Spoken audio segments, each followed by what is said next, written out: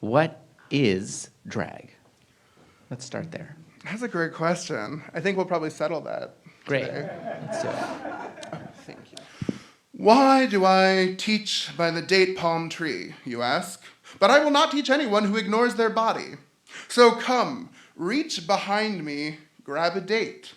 Feel the cracks on brown parched skin. Once your hands have collected, pop the date into your mouth and chew. Chew, O Israel, give ear to molar suctioning sweet paste, the undulation of your jaws. Listen to the sounds. This is your first lesson. Write it down. So when I'm using the term drag, I mean this inch of stuff on my face. I also mean a certain kind of performance, a performance of certain gendered lessons that are not the ones that were initially put onto me. The vow my mother took for me was never spoken, but just as rigid. I was shaped by women's wisdom, a secret tongue of kitchen talk, stories parallel to yours with details you could never know. I begged that someday I would congeal into a woman and join the pantheon. Rebecca, tricking her husband to bless her favorite son. Tamar, enticing Judah to her tent. Or Yael, soothing Sisera on her lap, softening him up, boiling the bile in his gut, and smashing her facade to shards, pegging the enemy. It sounds like drag is a performance that is not confessional, but rather, let's say, maybe liturgical, ritual. Where did you learn to move your mouth? To make a sound out of your throat? Your lungs, your diaphragm, to organize and arrange your tongue and teeth and lips each day, each second? Where did you learn to rile speech into these chants and melodies? For whom do you sing? So drag lets me see, oh, I often hold my hand this way, which might present certain things, certain kinds of tension, or certain kinds of violence, certain things that might appear masculine in some spaces and not in others. Drag helps me look at myself in different ways, and then from looking at myself in different ways, looking at other people, see how I hold my hand, how I can change it, see how I hold my body, how I can change it, see how I act in the world, how I can change it. How can we reintroduce our bodies into one another, work backward, retangle our threads into a single cord? Once I would have put myself in her without a second thought, claim her flesh and suck her dry, but I wonder how might she put herself in me if I ask, if I imagine, if I yield more than a rib, but give my heart, my breath, even my crown to learn her melody. Could this body be whole again, as before Eden's fissure, even just for a moment, if I were to sing for Bathsheba? What becomes available by thinking through and speaking in a woman's voice that is unavailable to men, let's say? So I'll give a little background of the project because that's sort of central to the question of I Sing for Bathsheba. So this project began with a question of looking at the Song of Deborah in particular, which is in the book of Judges. Can you imagine a Deborah without a body? A formless voice? A song without a singer? Unfathomable. God uses prophets, not some self-speaking law, not a word that is the word beginning to end and nothing else, but speech, joyfully tainted by human form, by our blood, our spit, our piss, our gases flaring in the stomach, in fluids pushing through our organs, in the lining of our wombs, shedding in the secretions of our members. There is the law. In here, and in here is your covenant. The people who are reading this text out loud, chanting this text out loud, are men. So the initial problem is that only one group of people, a dominating and one gendered people, are able to access this text. This crowd gets larger every day. Half of you cut off my tongue and play catch with it. Boy to boy, scrubbing the sex out of my speech, scrubbing my verses into prose. Then the rest of you, you delight in my womanhood to an extent I find unnerving. When I am dead, I have no doubt you will attribute my songs and even other people's poems back to me. Is there something you cannot access without using my lexicon? Cross-dressing with my speech? Men and their sons who will hum along to my tunes and imagine themselves capable, deserving, needing to speak as me. Is it possible that any of you, any at all, could also speak to me, speak with me? How do these poems come to be? I look at the biblical text, and then I immediately am like, oh, what did the rabbis say? And then I'm always like, what did they say? Oh. And then I don't know what to do with it, so I just quote it. And I'm like, well, this could make a fun little story. The name of Rahab. Rabbi Yitzchak said, anyone who says Rahab, Rahab, immediately experiences a seminal emission due to the arousal of desire caused by Rahab's great beauty. Rav Nachman said to him, I say Rahab, Rahab, and it does not affect me.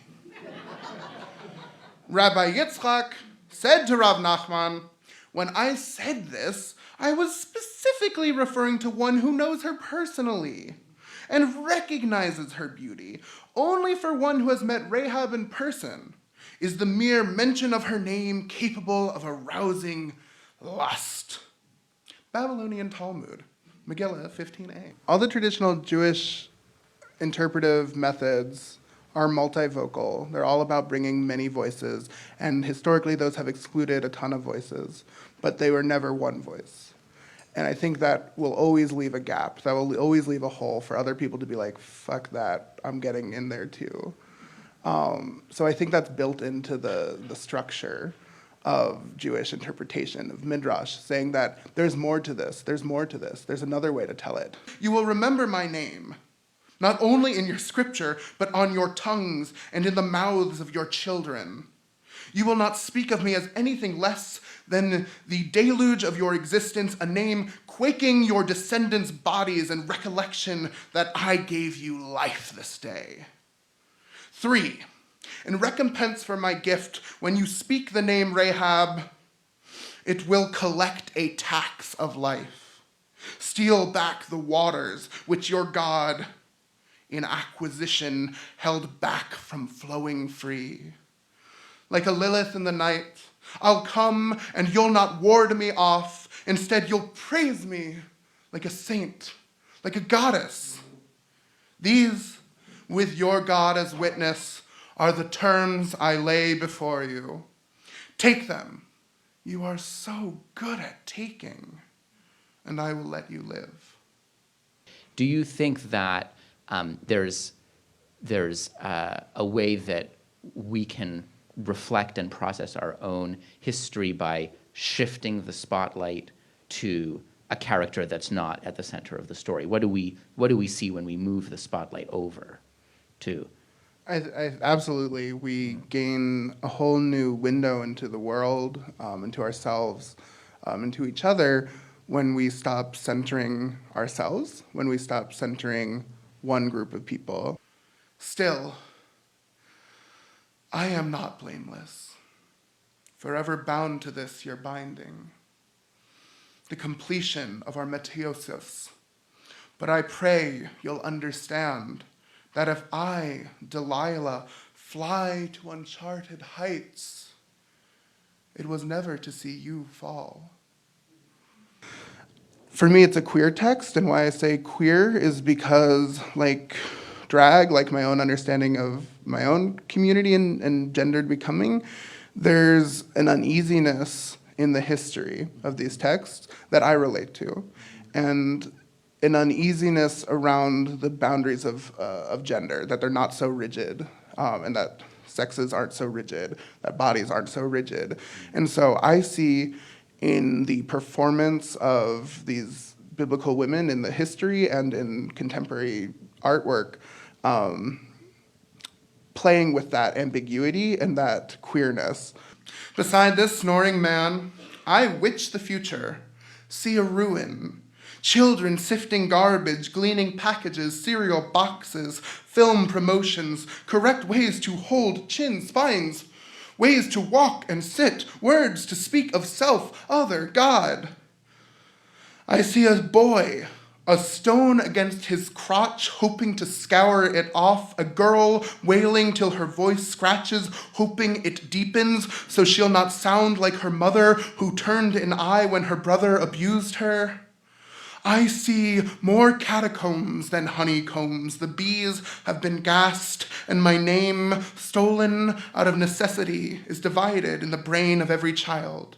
When we say, he, when we use he pronouns for God, it doesn't raise a flag the way that if we were to start using she pronouns for God, all of a sudden in synagogues around the country, people would start saying, why are we using she for God? It was like, well, you didn't notice for 2,000 years when we were using he for God, and all of a sudden now when you use she, right? So exposing those assumptions that we haven't noticed. Awake, awake, mothers of Israel, awake, awake, and present your arms so God can swing you on his shoulders like a shawl, a brand new gown, a gown of lace and beads. Cling to his neck a line of pearls. Cling to his hips a silver cord. Cling to his thigh a garter. There are some scary aspects of God for me, and you might choose to not accept those or to just list those as false witnesses to who God is. But I think that it's important to wrestle with what if that is true and what if that is an aspect of God. So that's one of the first things that comes to this. When you look at characters like Rahab or Delilah, their experience of God is filtered through people who they are in war with, who are attacking them. I could have swallowed the children in my nest, save that I fear even more than your God how the machinations of conquest distort a body. I see how your encroachment on my people has hunched your backs, sharpened your teeth, how your fingernails elongate when shredding us to pulp. I have survived too much to play a game where to win I would not recognize myself. The ethic of the hunted is more sophisticated than the hunters. When you look at some of these other characters in the text, in particular the women of the text, images of God start to change. He's not necessarily the hero of the text anymore. He's not necessarily a he. God, and then by extension, the people, in particular the men who model themselves off of this kind of God, start to look different. They twist. So by reading from and through these characters and not claiming that this is an essential kind of femininity or womanhood, but a certain kind of performance, something about the violent context of the text and its reception can be shown. A soldier's heart, a heart strengthened to fight at war, the war long gone, her heart still burning. Deborah cries, I am used, God, when you speak through me. Used when you play in history. Your labor makes game pieces of my sex, symbols of my life.